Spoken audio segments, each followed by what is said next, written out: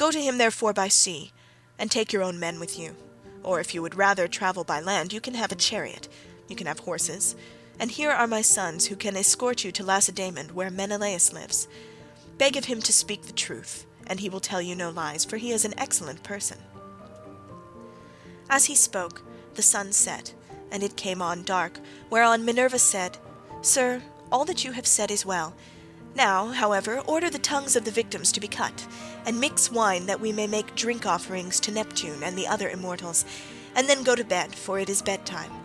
People should go away early and not keep late hours at a religious festival." Thus spoke the daughter of Jove, and they obeyed her saying.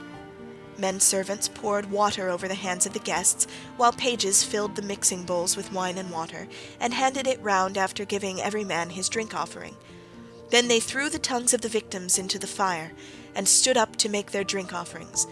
When they had made their offerings and had drunk each as much as he was minded, Minerva and Telemachus were for going on board their ship. But Nestor caught them up at once and stayed them. "Heaven and the immortal gods," he exclaimed, "forbid that you should leave my house to go on board of a ship. Do you think I am so poor and short of clothes, or that I have so few cloaks, and as to be unable to find comfortable beds both for myself and for my guests? Let me tell you, I have store both of rugs and cloaks, and shall not permit the son of my old friend Ulysses to camp down on the deck of a ship, not while I live, nor yet will my sons after me, but they will keep open house as I have done." Then Minerva answered, "Sir, you have spoken well, and it will be much better that Telemachus should do as you have said. He therefore shall return with you and sleep at your house, but I must go back to give orders to my crew, and keep them in good heart. I am the only older person among them. The rest are all young men of Telemachus' own age, who have taken this voyage out of friendship. So I must return to the ship and sleep there. Moreover, tomorrow I must go to the Cauconians, where I have a large sum of money long owing to me. As for Telemachus, now that he is your guest, send him to Lacedaemon in a chariot, and let one of your sons go with him. Be pleased also to provide him with your best and fleetest horses." When she had thus spoken, she flew away in the form of an eagle, and all marvelled as they beheld it. Nestor was astonished, and took Telemachus by the hand. "My friend," said he, "I see that you are going to be a great hero some day, since the gods wait upon you thus while you are still so young. This can have been none other of those who dwell in heaven than Jove's redoubtable daughter, the Triton-born, who showed such favour toward your brave father among the Argives. Holy Queen," he continued, "vouchsafe to send down thy grace upon myself, my good wife, and my children. In return I will offer you in sacrifice a broad-browed heifer of a year old, unbroken, and never yet brought by man under the yoke. I will gild her horns, and will offer her up to you in sacrifice." Thus did he pray, and Minerva heard his prayer. He then led the way to his own house, followed by his sons and sons-in-law. When they had got there and had taken their places on the benches and seats, he mixed them a bowl of sweet wine that was 11 years old when the housekeeper took the lid off the jar that held it.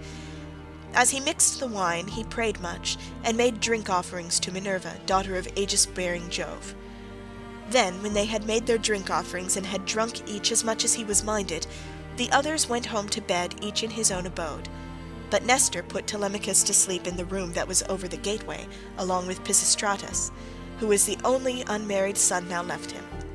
As for himself, he slept in an inner room of the house, with the queen his wife by his side. Now when the child of morning, rosy-fingered dawn, appeared, Nestor left his couch, and took his seat on the benches of white and polished marble that stood in front of his house. Here aforetime sat Neleus, peer of gods in council, but he was now dead, and had gone to the house of Hades. So Nestor sat in his seat, sceptre in hand, as guardian of the public will. His sons, as they left their rooms, gathered round him: Echephron, Stratius, Perseus, Aretus, and Thrasymedes. The sixth son was Pisistratus, and when Telemachus joined them, they made him sit with them. Nestor then addressed them. "My sons," said he, "make haste to do as I shall bid you. I wish first and foremost to propitiate the great goddess Minerva, who manifested herself visibly to me during yesterday's festivities. Go then, one or the other of you, to the plain. Tell the stockman to look me out a heifer, and come on here with it at once. Another must go to Telemachus' ship, and invite all the crew, leaving 2 men only in charge of the vessel. Someone else will run and fetch Lersius, the goldsmith, to gild the horns of the heifer. The rest, stay all of you where you are. Tell the maids in the house to prepare an excellent dinner, and to fetch seats and logs of wood for a burnt offering. Tell them also to bring me some clear spring water." On this they hurried off on their several errands. The heifer was brought in from the plain, and Telemachus' crew came in from the ship. The goldsmith brought the anvil, hammer, and tongs, with which he worked his gold, and Minerva herself came to the sacrifice. Nestor gave out the gold, and the smith gilded the horns of the heifer, that the goddess might have pleasure in their beauty. Then Stratius and Echephron brought her in by the horns. Aretus fetched water from the house in a ewer that had a flower pattern on it, and in his other hand he held a basket of barley meal.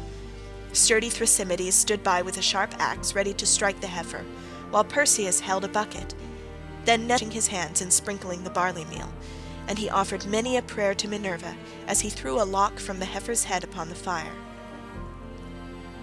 When they had done praying and sprinkling the barley meal, Thrasymedes dealt his blow, and brought the heifer down with a stroke that cut through the tendons at the base of her neck, whereon the daughters and daughters-in-law of Nestor, and his venerable wife Eurydice, she was eldest daughter to Clymenus, screamed with delight. Then they lifted the heifer's head from off the ground, and Pisistratus cut her throat. When she had done bleeding and was quite dead, they cut her up. They cut out the thigh bones all in due course, wrapped them round in 2 layers of fat, and set some pieces of raw meat on the top of them. Then Nestor laid them upon the wood fire and poured wine over them, while the young men stood near him with 5-pronged spits in their hands. When the thighs were burned and they had tasted the inward meats, they cut the rest of the meat up small, put the pieces on the spits, and toasted them over the fire. Meanwhile, lovely Polycaste, Nestor's youngest daughter, washed Telemachus.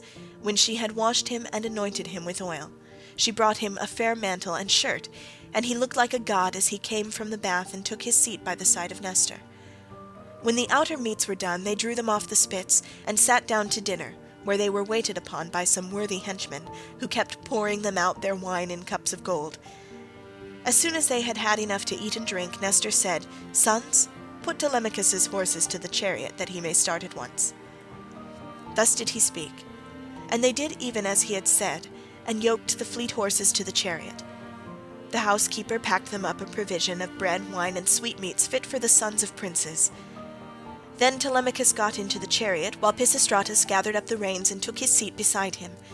He lashed the horses on, and they flew forward, nothing loath, into the open country, leaving the high citadel of Pylos behind them.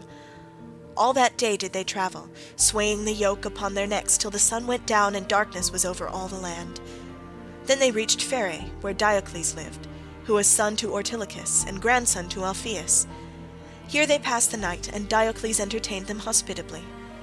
When the child of morning, rosy-fingered Dawn, appeared, they again yoked their horses and drove out through the gateway under the echoing gatehouse. Pisistratus lashed the horses on, and they flew forward, nothing loath.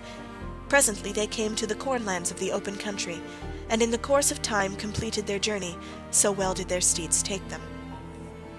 Now when the sun had set and darkness was over the land. Continued in Book 4. End of Book 3.